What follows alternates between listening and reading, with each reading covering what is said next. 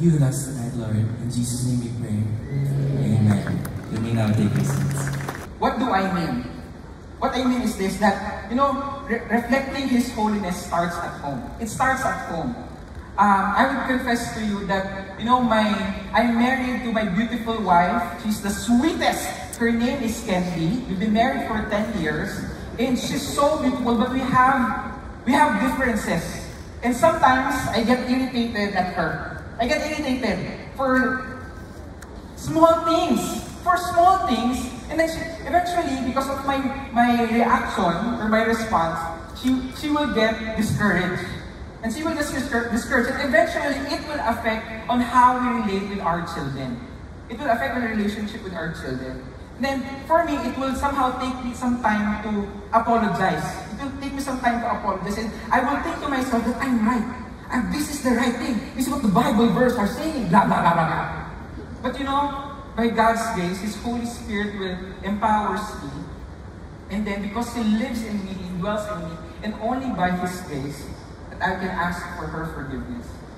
Reflecting His holiness is impossible. But because He dwells in us, we can make a daily decision to honor Him and to proclaim who He is. And it's a constant dependence on the Holy Spirit. So let's check our lives. Let's check our lives. If we say that if God is saying that we are His temple and that His presence dwells in us, now, do we reflect His holiness? Is there adoration in our hearts, giving it to God? Is there a festival of praise, of thanksgiving? Is there a sacrifice of obedience, of prayers? Or is it filled with worry? Is it filled with anxiety, of fear, of disobedience? Place where He would proclaim His name to the people. God would reveal Himself in the temple, not just to the Israelites, but to whoever would come to worship Him. People would travel far and wide just to know the God of Israel. That's in the Old Testament. And in the New Testament, it says, "For we are the temple of the living God, and I will be their God, and they shall be my people." You and I are bearers of His name. The word "we are" here, you know what we are here? It means that it is continuously and certainly you are the temple of God. We are the living temple of this world. When we place our faith in Jesus, His Holy Spirit indwells in us, and we are the living temple of this world. And we are the bearers of His name. And so in the New Testament, it says here, "And I will be their God, and they shall be His people." It means that we may be the nearest living temple of the people around us. We may be the nearest living temple that is around the people around us. So, as His temple, we are to declare who God is. Who God is, that He is sovereign, that He is gracious, that He is kind, that He is forgiving. Last week of June, we had the privilege of training young people in singles aged 15 to 29 for campus missions. We spent over 2 weeks in MMRC, equipping them to live a missionary lifestyle. We are the temple of God, therefore, come out from their midst and be separate, says the Lord, and do not touch what is unclean. This is not a suggestion. It is a command. It is a command and it carries urgency. Be set apart now, today. Do it now. Depart from that habitual sin. Depart from it. Move out from that addiction, from that unforgiveness. Get out from that sinful relationship, that affair. Get out of it. Set a clear boundary from the influences that will cause you to sin. Break all ties. This is what the verse is saying. Break all ties with any partnership. Whatever you are doing, whether it is in public or hidden, God knows. And God is saying you have to stop that. Because it does not bring honor to my name, a holy name. This verse is a call, it's a call towards repentance. He's saying that we are to turn away from our wickedness. Basically, God is telling this, walk away. Walk away from things that will corrupt your walk with God. because He is holy.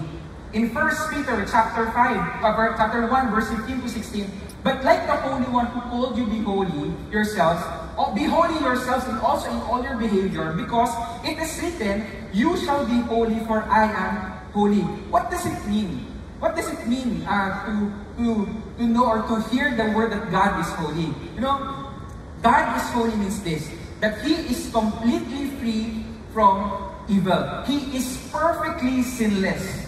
He does not think evil. He does not do evil. He does not have any evil motives. He doesn't do anything that is wrong. He hates what is evil. He despises all evils. He is against all sin, every form, in every type. He hates, okay? He hates what the sinner does, but He doesn't hate the sinner. Because He knows the destructive power of sin in a person's life. That is what it means that God is holy, that He is completely free from evil. And it says that He is also above and beyond all things. What does that mean? That means that there is no one like our God. There is no category for Him. He is infinitely above and beyond all creation, unmatched in His power, in His purity, and in His glory. Now think about that. Think about that God is holy. I was telling you, it's so hard to comprehend. But more so, it's hard to comprehend why would the holy God calls us to be set apart? Why? If He is complete already, why, and He is whole already, why would He cause us to be set apart for Him? You know why, church? You know why? Because He is relational. And He wants to be intimate with us. He wants to be intimate with you. And that is what the verse is saying. Be set apart, then I will welcome you, and I will be a father to you, and you shall be sons and daughters to me, says the Lord Almighty. We are to pray, set me apart for you, Lord, because we are called to intimacy with initiates and invites us to deep intimacy with Him. But from the very beginning, sin has hindered that intimacy. So first, He calls us to place our faith in Jesus Christ. That is the first part, or the first, I would say, the starting point of us being set apart. Because through Jesus Christ, we are justified. In theology, it's justification, where we are legally righteous in His sight because of what Jesus did on the cross for all of us. So if we place our faith in Jesus, He promised that we are forgiven from all of our sins. That's the first and our starting point of being set apart. Now, if you haven't made that decision yet, tonight is the night to make that decision. To be right with God is only through Jesus. But this doesn't end there. Now that we are righteous before God and we have a relationship with Him, He invites us to be even more intimate with Him and know Him better. And so, this is now the process what we call sanctification, our journey of becoming holy. And in this journey, we cannot hold on to sin. And in this journey, we are being molded to strip away that sin. Whether sin of the past, whether sin that you enjoyed. And we can only do that again through God, through the Holy Spirit. Church in my life. When I entered college, I tried to help the family financially by working as a houseboy, a janitor, and taking other part-time jobs. After finishing college in Manila, my girlfriend and I had a civil wedding and were blessed with 4 children. At work, I continued to climb the corporate ladder as one of the top sales performers. I was successful and full of pride. At home, I was very strict, harsh father with a terrible temper. At home, I would beat my only child, my second child, when I thought he deserved it. I threw him out of the house when he was in high school, just because I caught him outside of our house at midnight when I came home from work. I didn't allow him to live with us his own family anymore, and I stopped being a father to him that day. Eventually, my wife and I separated, but I insisted on the custody of my 3 other children. During this time, I had a new partner, and my work was mainly in Visayas. Although I was supporting my kids financially, I was only with them a few times a month in Manila. I was an absentee father, physically and emotionally. My eldest daughter has to step up and be the parent and guardian to my 2 younger children. Around 1998, my marriage was annulled and I had a new romantic partner. We decided to start a business, so I resigned from my job and moved to Parañaque. The business failed eventually, so did the relationship. I moved to another city again. This time I was raising my 2 younger children alone. As a father, I was the same harsh person, still full of anger. I did not listen to or not trust them. I played favorites, still full of anger. I did not listen to or trust them. I played favorites. I mistreated them on many occasions, such as treating my youngest son just like a houseboy, throwing bad words at them when they made mistakes, and threatening them to make them obey me. I thought this was discipline they needed in life. Years flew by, and my children started to live their own lives and have their own families. I began to have health problems. I lived with my eldest daughter, who cared for me despite being unloving and unselfish to her. Fast forward to 2020, I was in another living relationship. During the pandemic, my partner experienced a panic attack. So I called my youngest son, who reached out to her and invited her to watch a CCF Sunday worship service online. The moment led me to start watching the same services too. Eventually, my partner and I began attending an online Bible study with my 2 younger children and their spouses.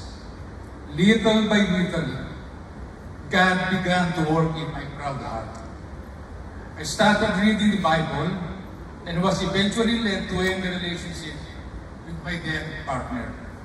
One night, I had a dream where I heard a voice, "Trust me, I am your God." I woke up in tears, realizing that God was inviting me on a personal relationship with Him as my Heavenly Father, who had already forgiven all my sins through Jesus. In 2023, I joined a True Life retreat where I got baptized. I also became part of an online group that helped me grow in faith. As for my ex-wife, I started reaching out to her and praying too that she will know Jesus. I have lived for the past 2 years, I have lived with my second child, whom I beat and kicked out of the house. He and his wife have graciously called for me in their own home. Now, I have a better and joyous relationship with my children. All of these are by God's grace, and I believe it is also because my children have been praying for me. I am 78 years old. As it turns out, there is still hope for me. Though I am still a work in progress. I never really had an earthly father, but God never gave up on me and asked me to be intimate with Him. Today, I am truly blessed to have God as my Father and to be part of His spiritual Anong family. nangyari sa'yo? Yeah. Nag-improve. To God be the glory. We live a holy life, and God will touch their lives, and He will use us to reach out to them. Any young people in the house tonight? Yang in mind. Yung totoo lang, ha? Yang Baka gutom lang yan. Sila yang God can use you. God can use anybody. Just say, Lord, set me apart for you. Amen. Hallelujah. So this is our final day. Are you excited? Yeah. Their time, but just to guide you, if you need a guide, so cast. We begin with confession. You ask the Lord to examine your heart. Spend a few moments just bearing your soul to Him. Adoration, we just extol Him. We praise Him. We worship Him privately. We'll spend a greater amount of time on supplication, where we will be praying for the family and anything related to the family. We'll have a brief moment of thanksgiving, and then we will wrap up our prayer time together. And since there will be no prayer lanes tonight, we really encourage you to pray in twos or threes. Because, you know, if you come here with burdens, or if you are burdened to help pray for other people, by all means, let's use this time of prayer to do that as well. Okay, folks, so without any further delay, let us enjoy this time of prayer.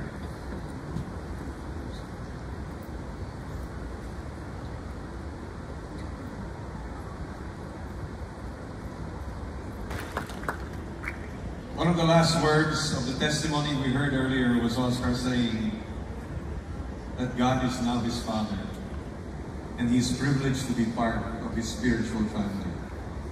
And there's only one reason and one way that people can become part of this spiritual family, and that's because of Jesus, because of what he did. And so tonight, you and I have the privilege of celebrating the Lord's Supper together.